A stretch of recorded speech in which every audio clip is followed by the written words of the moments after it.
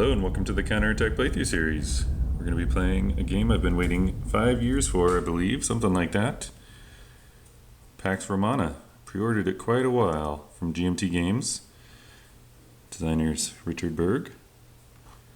This is the second edition. And I've got the learning scenario, well I'm calling it a learning scenario set up. It's the first scenario, the Pyrrhic War. Basically Rome had set their sights on the Greek city down here, Tarentum, I believe. Tarentum. And Tarentum, feeling threatened, has asked Pyrrhus, king of Epirus, over here to come help them. The game calls these black units Soldier of Fortune Army, so I guess they're sort of out for glory or whatever, but we'll see how this plays out. The rules for this scenario are really pared down, and it's pretty much less than a turn of the game. Basically, the Romans are going to win the scenario if they can capture or destroy the city of Tarentum. So there's the city, and the location here indicates Tarentum. The Greeks will win if there's two cases. The first case is if they can get the Roman stability down to +1 or less. So up here at the very top we can see a stability track. Rome is at +6 right now, so that we need to get it to +1. How might they do that? Well, first let me explain a little bit about the map here. So Roman's home territory is this red area, basically the boot of Italy. Within this home territory there are provinces, Cisalpina, Italia, and Bruttium. These two, Cisalpina and Italia, are under Roman control. Bruttium is under Greek control. Basically, if you lose a home province, you'll lose 2 stability. So that's a reflection of how stable your government is, and in this scenario it doesn't really matter other than it's a win condition. But in the bigger game, stability plays a big factor. So if the Greeks can take these 2 provinces, which might be unlikely, but if possible, the Romans would lose 4 stability from that. You can also lose stability by withdrawing from battle, like running away basically before a battle starts within your home provinces, so maybe that'll happen. You can also lose a stability by losing your capital city, so in this case this is Rome, with this symbol here for the capital. And then you could also theoretically raise militia.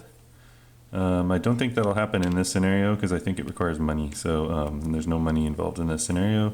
But I believe when you raise militia, you also lose stability, and raising militia is like an act of desperation in defense. How do I know the Greeks control Bruttium? Well, Bruttium is composed of 1, 2, 3, 4, 5 locations. Locations are like the big circles. You can see like dots and stuff here or there. There might be some smaller circles here or there too. But the big ones with names in them are locations. So Bruttium has 5 locations. If there are no other factions controlling a location, and you control locations by putting military units in them, if there aren't any other factions in the province controlling a location, and you control at least 1, you control the province. So the Greeks control 3, so therefore they control the province. But they only needed 1 to control it since there's no Romans down here. Likewise, the Romans control Italia. So Italia has 1, 2, 3, 4, 5, 6, 7, 8, 9 locations. And however, there's another faction in their province. So the rule I just said, you have to have 1 or more if there are no other factions. Well, there is a faction, so that rule doesn't count. If there's another faction, you have to have a majority of locations. Since there's 9, you would need to have 5. That would be the majority. At first glance, it looks like they only have 3, but in your home province, empty spaces are considered under your control. So really, the Romans control 8 out of 9 spaces. So they've got Italia. Plus, there's one little exception: is if it's a capital space or capital province. Making a disaster here over and over, which Rome is here. As long as you control the capital, you control the province, regardless of how many spaces are taken. And then, of course, Cisalpina, there are no enemy units up there, so Rome controls that. Well, let's get rolling here. The way the game plays is that a turn is composed of multiple activations of each power. We can see some chits here representing a Greek activation and a Roman activation. The Greeks are, by scenario rules, set up to be first. You're also, in this scenario, we're going to have a total of 3 activations each, so the rest of the activations are placed in a cup here to be drawn later. So we'll go ahead and pull the Greek activation into the used area and get rolling with Pyrrhus. You know, I forgot to tell you the other way the Greeks can win besides getting Rome's stability down to 1. Basically, if they retain control of Tarentum at the end of the turn and it's not damaged, plus Rome has lost at least 1 battle, plus Pyrrhus is alive and in charge of this Soldier of Fortune army, and it has at least 5 battle points, and we'll see battle points, but there's 6 right there, and there's a huge stack here, so it's got quite a few battle points. They win as well, so and if none of that stuff happens, it's a draw. So the rules also state that the Greeks' first activation must be to activate this army for expansion. So when you do your activation, you can either choose recruitment, where you go buy troops. In this scenario, it's very limited. Or you can activate a stack, or you can activate for expansion, in which you can do a major move, in which case a major move you can activate an entire stack of units and do stuff with them, and 2 minor moves, which you can only activate a single unit. And you can do those in any order. So the rules state we must activate Pyrrhus. So I'm going to do my major move first, and then I'll do 2 minor moves. You may notice I swapped out the giant stack of the Soldier of Fortune army and replaced it with just an army marker because I know I'm going to knock that thing over and over. So when you do a major move, you roll a die, and that's how many movement points you get. I just got a 5. And if you have a general in the stack you're activating, which the general representing Pyrrhus is present, you add his campaign rating, which is this 4 here. The 3 is a battle rating. I think it's called a tactical rating, something like that. That gives shifts in battle, which that's a pretty high value. So we actually have 9 moves. So the rules state all the action has to take place in the territory of Rome, the red area, other than this guy initially leaving Corcyra. So what we're going to do is basically you spend those movement points on a bunch of things. There's like a menu on a player aid card, but basically this army is going to get on boats. Now there's a boat here. This is a Greek galley squadron. It's a military vessel, but the army doesn't actually have to have that. It could just get on boats itself. So I guess you're assumed to always have like normal transports available. But so we're going to spend 1 movement point to put the entire army onto boats. So they're going to embark. And when that happens, you can always drag galley squadrons along with you. We're going to spend another point to set sail. Now when you do this, you always have to have at least 1 movement point when you're setting sail, or I guess embarking. You have to have enough movement points to debark, because you have to pay a movement point to debark. Well, we have plenty. We're down to 7 right now. Now you can move an infinite number of spaces with chances of being forced to stop by naval movement. So we don't actually count movement points as we're moving. So I could move up along this sea line, but then I would be somewhere that's not in Roman territory. So I think I'm just going to go right across here. So this is a naval transit point, this little spot. You're not allowed to stop there voluntarily. So that was a free move. But when you're going through a naval transit point, you have to see if a naval disaster occurs. So on a 1 in 6 chance, if I roll a 6, a naval disaster occurs, although this one is a mild one because it's a small dot. If you look down here, there's some like wavy circles there. Those are where like total destruction to your fleet could happen. In this case, the disaster is you're blown off course and you have to stop moving. That would be the end of the Greek major move there. However, you can always roll after being stopped to see if you can continue. I need to roll 2 dice, 7 or less, and I can subtract 1 for having a general. So I got a 7, so which drops down to a 6, so I'm good. So I can keep moving.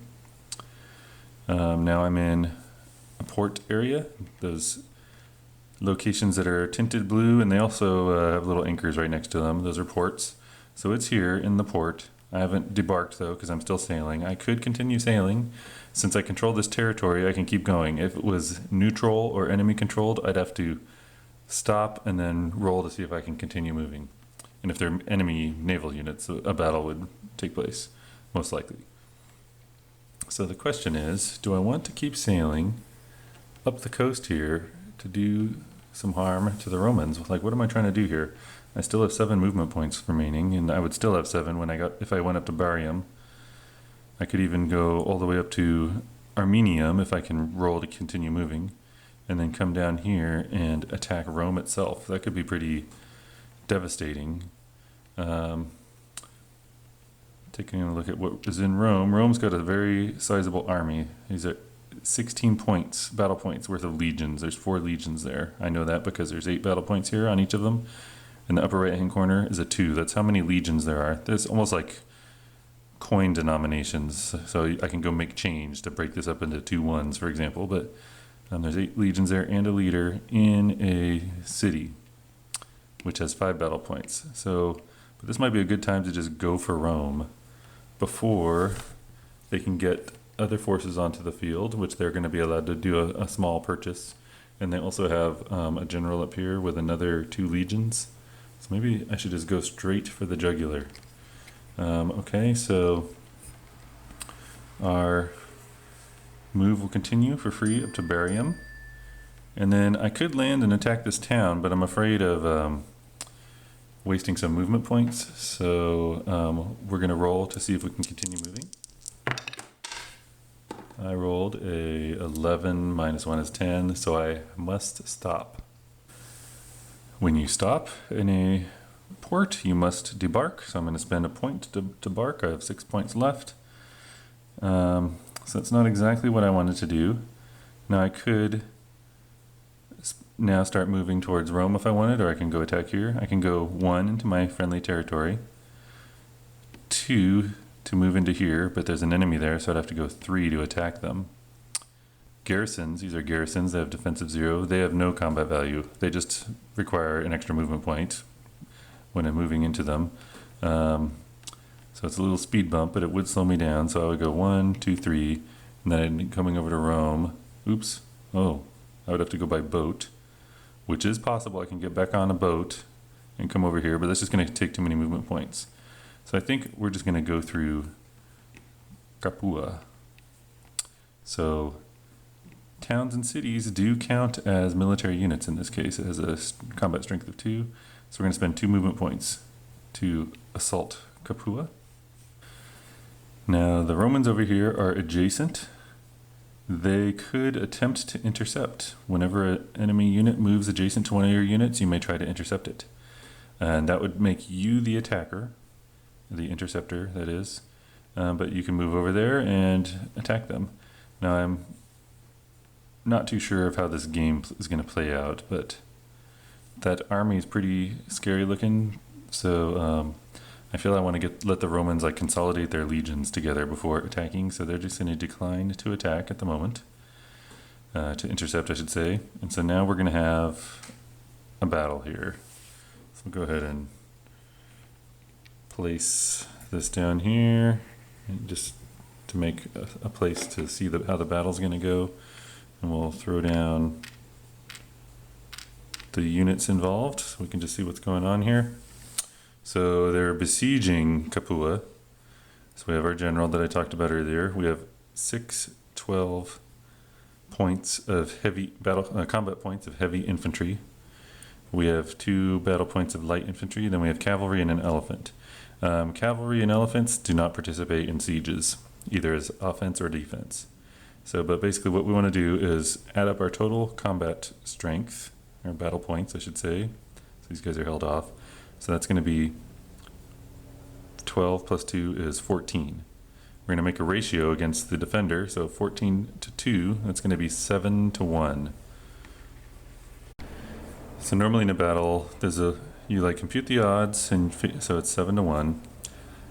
That's how many battle shifts the person with the higher odds is going to get. So we'll see how battle shifts work. But so there's 7 shifts in favor of the Greeks, or this soldier of fortune army anyway. Then you say whether your elephants are going to participate in battle. Well, they can't in this one. By the way, at the beginning of the battle, you have the chance to withdraw. Well, there's nothing to withdraw at the town. So the last thing before we roll a die is we could bid for siege expertise. So I guess maybe we're hiring like siege masters or something. So each side can spend money to bid for siege expertise. Well, there's no money in this scenario. But basically, whoever bids the most gets an extra shift. So that wouldn't be really worth it. These guys already have 7 shifts. These guys aren't going to compete, but there's no money to spend anyway. So we're going to roll the dice, and it's off camera, but I'm going to use the left-sided die to be the Romans, since they were the same color. So that couldn't have gone any worse. So Romans got a 1, and the Greeks got a 6. So what this basically means at this moment is the Greeks are going to do 60%. They're going to cause the Romans to take 60% casualties. And the Romans are going to take give out 10% casualties. Well, the Greeks don't like this, so they're going to use those combat shifts they have. So they had 7. They also get, in a siege, 1 for having a general. Now, basically, if there's a general on the defense, whichever general had the better tactical rating would get the 1 point shift. So the total shifts are 8. So this is what you do with them. You adjust the dice up or down, either die. So I have 8 shifts, so I'm going to use 1 shift to take that away. So we have 7 shifts left. So there's no damage going to be done to the Greeks. It's a really simple battle, but I'm just kind of digging through the details here. The rest of the shifts I'm going to apply to beef up my die roll here. And the most you can go up to is 10, so that beefs it all the way up to 10. So at 10, that means 100% casualties. So the defender is taking 100% casualties. And so what happens to a town is it has walls, and it has a level of 1 level of walls that can absorb damage, and they can absorb up to 2 points of damage. We're taking 2 points of damage because 100% casualties, 100% of 2 is 2. So the walls were reduced, and a town can't be reduced more than 1 level. So, and once a town is reduced and there are no infantry type defenders, it falls. So that was a long way to take a little tiny town here. So the Greeks have taken the town, and they can replace it with their own town marker. But it stays reduced. So we'll go ahead and put that back. Okay. Oh, lost my army. Here's my army. Okay, so you always want to check, like, okay, did the province control change? It did not. In the longer game, we would have adjusted a track, because taking a town is an action that can shift the balance of power. But okay, so now we're outside Rome, so we can spend 2 more movement points. We're at 4 right now, so 1 to enter, 2 to attack. So attack Rome. So the Romans can decide to withdraw before battle, and the Greeks might have a means of dealing with that, but if the Romans withdraw, they're going to lose 1 stability. I think they're going to just gut it out and see what they can do. Before they do that, they also have to decide, are they going to fight in the fields outside the city or inside the city? Fighting inside the city, they get 5 extra strength points. Fighting outside, they'd be able to use cavalry and elephants and stuff, but they don't have any. So let's go ahead and move these guys down to a little more roomy area. So good Roman general. 16 points of Roman legions in the city. Okay, so it's going to be a siege, so these guys are not taking part again. Let's calculate combat odds. So we have 12 plus 2 is 14. Why am I doing this? Well, I'm just going for it. This is 16 plus 5 is 21. So 14 to 21. So I'll go ahead and flip that around. That's 21 to 14. For people that are math challenged like myself, there's actually a chart where I can go look that up. And it enforces some of the rounding rules on it. So 21 to 14, that is a 1 shift in favor of the Romans. So it's not that bad. So the Romans get 1 shift. And then, let's see, both sides could bid for siege expertise, except not in this scenario. The side with the best general tactical rating, 3 is better than 2, gets a 1 shift. So the shifts net out to 0. So this is not actually very bad. And now it's going to come down to die rolling, and we'll see how it goes. So I'm going to use the left hand die when I roll it to be the Romans. Pretty bad again. So Romans did 20% damage or casualties to the Greeks. The Greeks did 60% to the Romans. There's no way to adjust this. There's no shifts involved. So now we'll go ahead and have the Romans take their 60% first. So I'm looking up on a chart what 60% against 21 strength is. And according to this, it's 13 points. Whoa, that is just brutal. Okay, so maybe the Romans should have run. So each level of wall in a city can take 2 levels of wall damage. Actually can absorb up to 2 points of damage each. So there's 13 points of damage coming my way, or the Romans' way. So that if the wall is absorbed 4 of those, which is what they're able to, and take it down 2 notches, and that's the most it can go down, that leaves 9 remaining. So let's see. I need to grab some legions off to the side here. So if I took another, here, let me just split a legion up so I can better follow the math here. So I'll swap this 2 legion out for 2 1s, and so we have to take 9 more points of damage. So a legion and heavy infantry, which we don't have here. Here's heavy infantry, are special in that they can take 1 or 2 hits and then be reduced to a lower side. Most units do not do this. So this one can take 2 hits and then flip over. So that takes us down to having to take 7 more hits.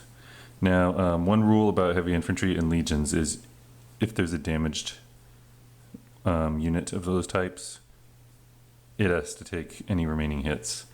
In other words, I can't like reduce a bunch of legions and absorb all the hits without anyone dying. So this guy then is going to take 2 more. So he's dead. We're down to 5 hits. So this will take, 2 and then 2. So that puts us down to 1 hit remaining. So I need to make a change with this guy. So there's those 2 legions, and one of them's going to take a hit. Now, even though it can absorb 2 hits before being reduced, there's only 1 hit remaining, and I still have to take it. So that's what's remaining. That was brutal. Maybe I should have run away from battle, but that army could still have chased me down, possibly. Okay, so now to check out what 20% against the Greeks is. So the Greeks have 14 points in the battle. 20% according to my chart here is 3. So that's not a whole lot. So these light infantry here, they do not get reduced, so that's 2 right there. So I'm gonna have 1 left over that I'm not sure if I can apply it to the cavalry or not, because it's held out of the battle. So I'll double check that, but if it's not, these guys will die. And then I'd have to reduce one of these heavy infantry. And this is a 2-unit heavy infantry, so I'll have to make some change. So I'll go ahead and make a change to make this a little easier. So we got our 2 heavy infantry. Okay, so I think, yeah, I will destroy these 2 guys here. And then flip one of these over. That takes all the losses. I did look it up, and cavalry in a siege cannot do anything, cannot contribute, cannot absorb losses or anything. That makes sense. So now that the battle's over, we'll go put everybody back. But one thing I forgot to do in the prior battle when we captured Capua is roll dice and see if my leader died. And a 1 or 12 is bad, and depending on whether you won or lost the battle. So I rolled a 3, so no. So now we'll roll for the Roman leader. Got a 5, so it's not, I'm at 2 or 12. And then the Soldier of Fortune leader, got a 3, so leaders are safe. We'll go ahead and put these guys back. So,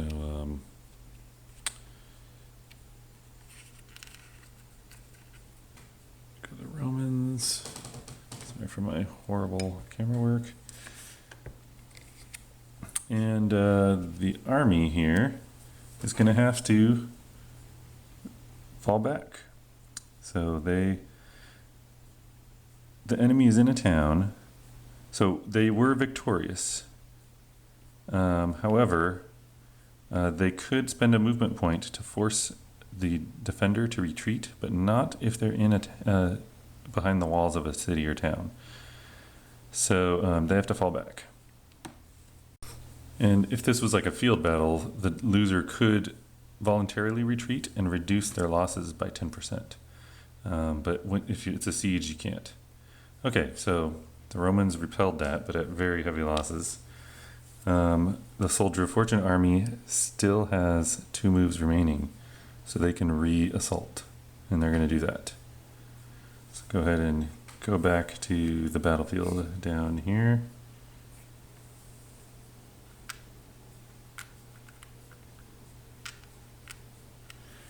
Yeah, not knowing how to play this game, I screwed up as the Romans. They should have probably conceded Rome and taken it back later. Okay, so what do we got going down? Are the Romans going to withdraw? Well, this city was contributing 5 to the defense. We subtract 2 for the walls being down, or severely damaged anyway, so it's only a 3. So they would have 9 defense. The enemy's coming on with 10, so it's, basically comes down to the die roll. So they risk total annihilation, but I think they're going to see if they can hold on here. So 10 to 9, that is probably not even a shift at all. Let me check my handy little chart here. There are no shifts for 10 to 9. So, but there is a general advantage. So these guys are going to get 1 shift. Yeah, here we go. Left die is Romans. Man, 3 6s in a row for the Greeks. So 60% losses coming to the Romans. The Romans are doing a little better. 40% losses to the Greeks. There's 1 shift in favor of the Greeks, so they need to decide, do they want to do more losses to the Romans by increasing to 70%? Or do they want to reduce the Romans' damage to themselves? I think they're going to do the latter, so they're going to drop the Romans down to 30% losses. Okay, so let's see what that means in terms of the Romans. So the Romans have 3 points for the city, plus 6 points for their legion, so that's 9. 60% of 9 is 5. Now I need to make sure that I do incorporate the city even though the walls are down, because 5 is basically going to destroy everything. This will absorb 4, and then this will absorb the last 1, and then the general will be just killed in the city. So let me just make sure I'm playing this right. Yeah, you include the city, even if there's no walls. There's even a designer note that basically it reflects like the, you know, damage inflicted by siege, assaults against the walls, that kind of thing. So these guys are just dead. That was brutal. Okay, and we know this city is going to change hands. So might as well take care of that. But the Romans did inflict 30% losses on a strength of 10. 30% on 10 is, as you might imagine, 3. As I said before, if maybe I didn't say this, if there's a reduced heavy infantry, it must take losses. So that absorbs 1, 2 are left, and there's not much else to do but reduce this guy, so we can take 2 and then flip. And it could have been a lot worse. We're approaching our, limit of one of the win conditions is like this army still has 5 battle points left, and it's down to 8, but they're doing some serious damage, so I think we're okay. Let's go set ourselves back up. We are now have taken Rome. There's no one to flee the battlefield. The Romans have lost their capital, so their stability is dropping from 6 to 5. And now that the capital's lost, let's just see, do they still control their province? I think they do. 1, 2, 3, 4, 5. They do.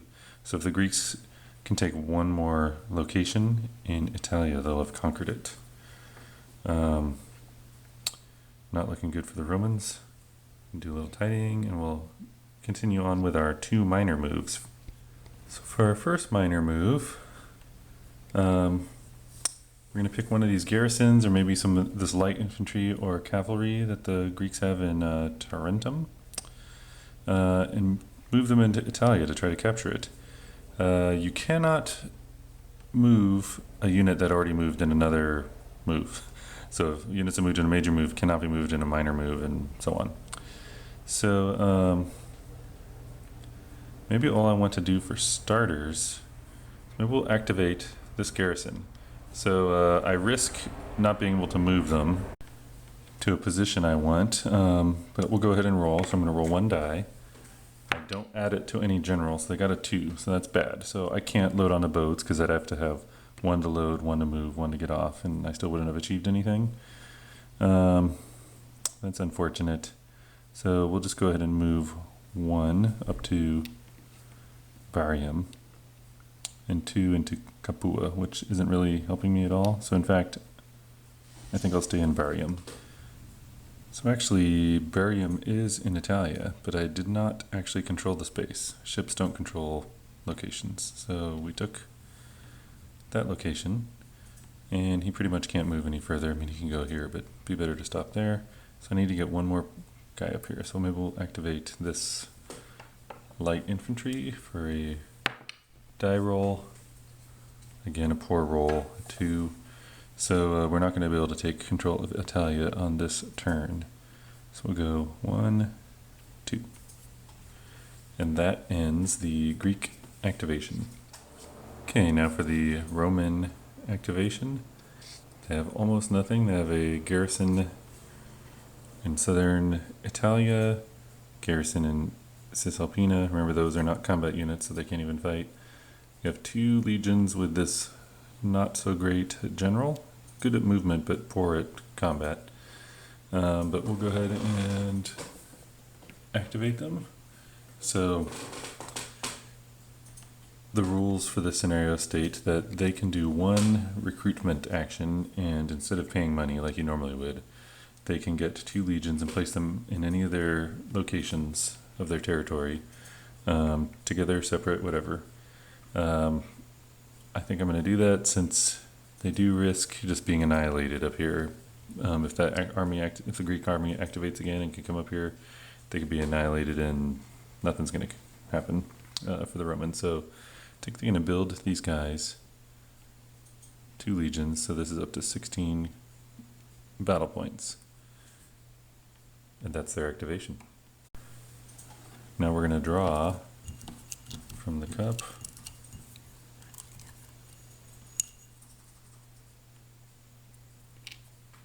The Greeks were activated, so it's probably a good move, I guess. Let's see what the Greeks are going to do here.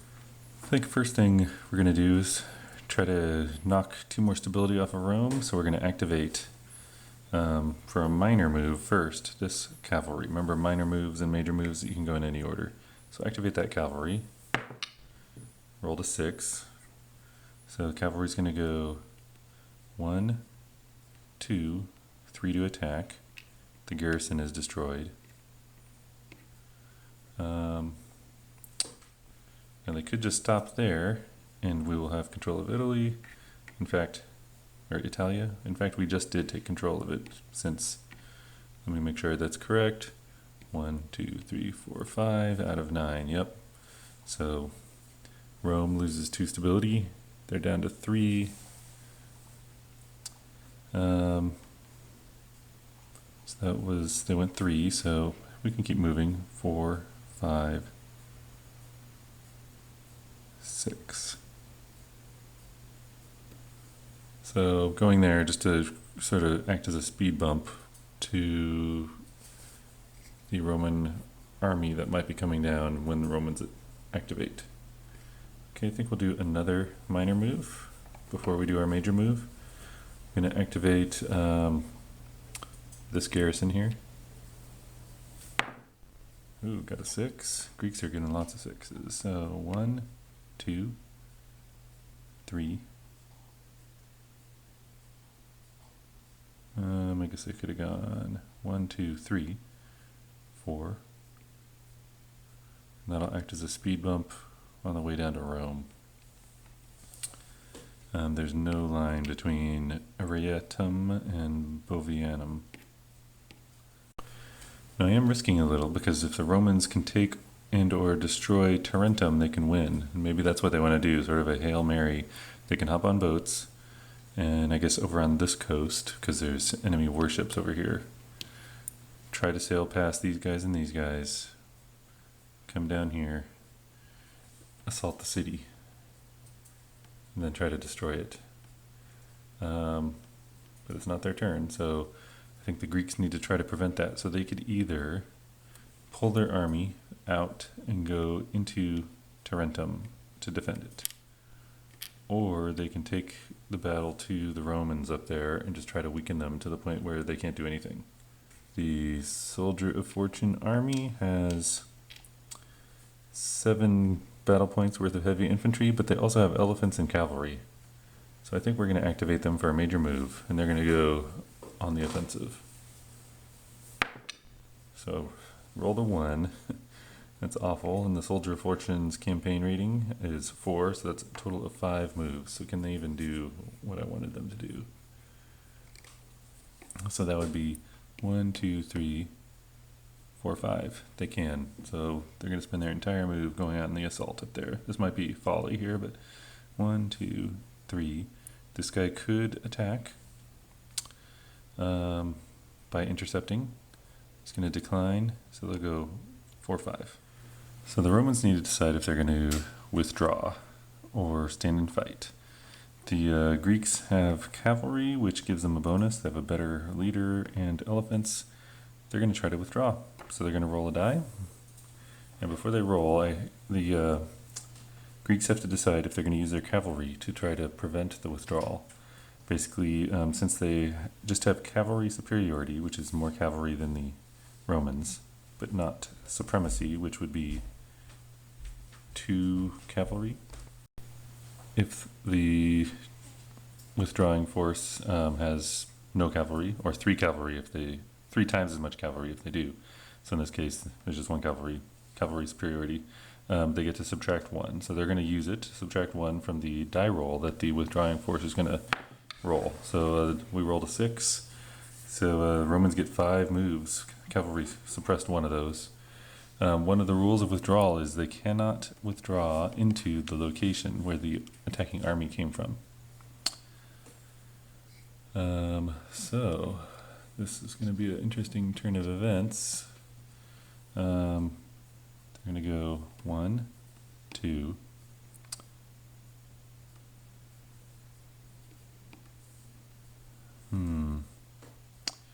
So they do have enough moves to cross the water. Now when you're withdrawing, you're only if you have enough movement points to get on a boat, sail, and get off, you can go, and I do. So I went 1, 2, and there's 3 movement points left, so it would be 1, 2, 3.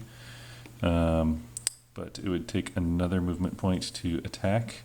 I don't think you can even do that when withdrawing, meaning stopping in an enemy space. So we'll just stop in Genoa. Okay, and I should have brought these legions along. I could have left them behind if I wanted. So since they withdrew, the Greek army gets back its movement point it spent to attack, because the attack actually never happened. So they can continue moving, they can try to chase these guys down, but there's only 1 point left. So they're sort of in a predicament here. So I think, because if the Romans could get on the boats, get a good roll, and they can go take Tarentum, or maybe take their capital back. So I think we're going to pull back to Parma. Alright, that's the Greek activation. Now for the Roman activation, there are 2 more Roman ones and 1 more Greek one in here. So what we drew Roman from the cup. So Romans are going to activate their army. Got a 5, that's 10 movement points. Yeah, that was a mistake to move the Greeks up so far. A little too aggressive. So hopefully as the Romans they can get down there. So ideal situation, they'd spend 1 to get on boats, 2 to set sail. They'd be able to sail past these enemy ports for free, get all the way down here, maybe land in Croton, so that'd be 3, and then they can go 4, 5 attack, 6, 7 attack, if it failed. And then if they took the city, try to destroy it. That's what we're going to do. It's the Hail Mary here. So getting on boats, 1 movement point, setting sail, 2 movement points. Down to 8. Sailing past Pisa. We're going to roll 7 or less. I can subtract 1 for having a general. Rolled a 10, didn't quite cut it, so they have to conduct an amphibious assault. That means 1 to debark, 1 to assault. And since it's a garrison, it is just obliterated. And they take Pisa. So there's 6 movement points remaining. Did the Romans just take back Italia though? So 1, 2, 3, 4, 5. No. They could get back on the boats. That'd be 1 move, set sail again, another move, try to get past Rome here. And then they can debark, so they still have a chance to go take Tarentum. They're going to try it. So spend 2 moves to get on the boats and to set sail. Going to try to pass Rome. 7 or less, roll to 12. Well, so much for that. They are going to have to stop, and they're going to assault Rome. Spend 2 movement points to debark and attack. Amphibious assault. In an amphibious assault, the defender gets 2 combat shifts. So go ahead and calculate the odds. This is a -2 from the combat strength here, so it's a 3.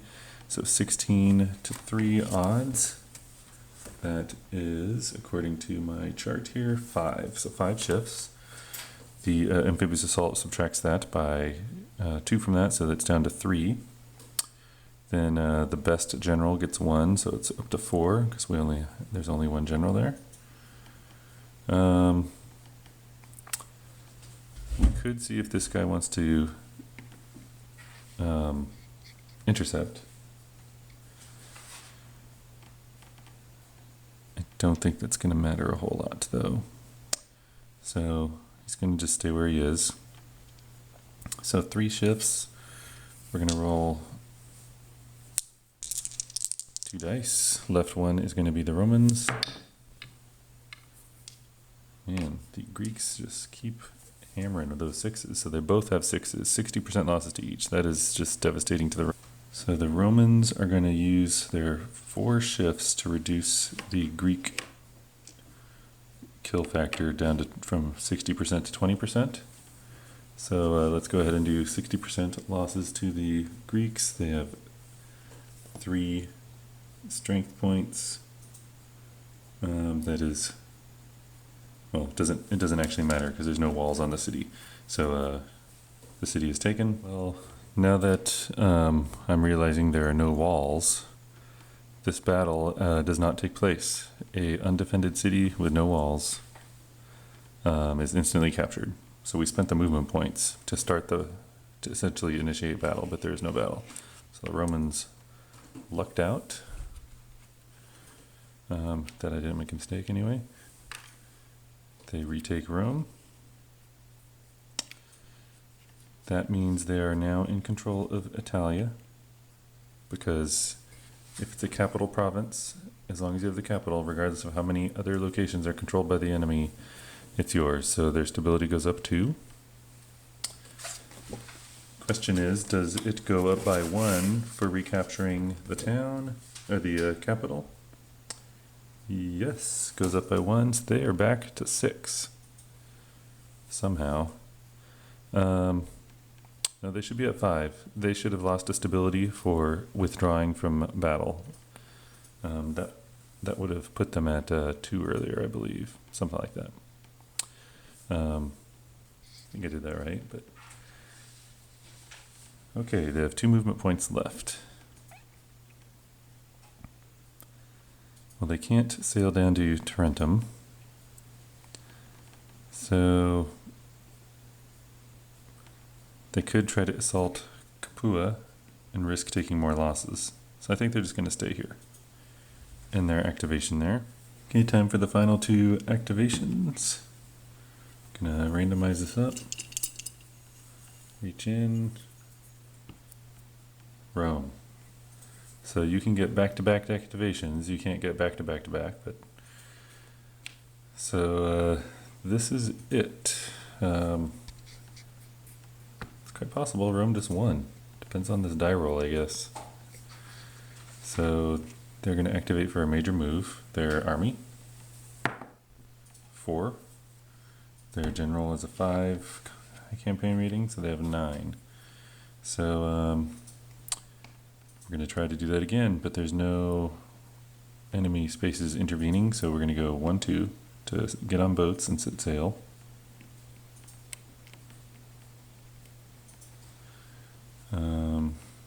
Go here, here. These are all under our control, so we're good. Go down here, come over here.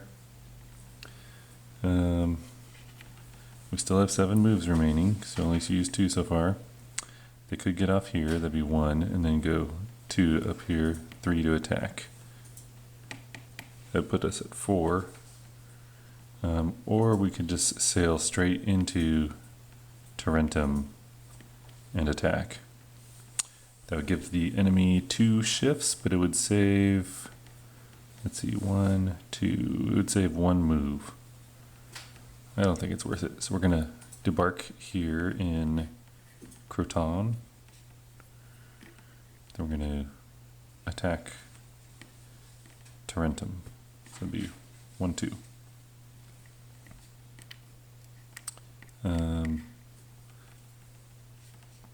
That puts us at 4 movement points remaining. Go ahead and check this out. There's no one that can intervene. So we're going to go ahead and roll. This is 16 to 5. Romans got a 2 and the Greeks got a 2. And let's see, 16 to 5. The shift. 16 to 5 is 3 shifts to the Romans, plus 1 for the best leader, so that's 4 shifts. Well, let me take a look at my percentage loss table. So 4 shifts could put this up to 60% against 5, so I can do 3 damage to it. That would knock its walls down. Yeah, so we'll do that. So we're going to take all those shifts, pump them into, the losses to the defender. So we're going to do 60% losses. So it's 3 battle losses. Now, each level of wall can take up to 2 battle losses. So we'll go ahead and go through that. So the first level coming down absorbs 2, and there's 1 battle loss left. Well, there's nowhere else to put it, so it has to flip the wall. The city's undefended, no walls. Took the city. So go ahead and swap that out.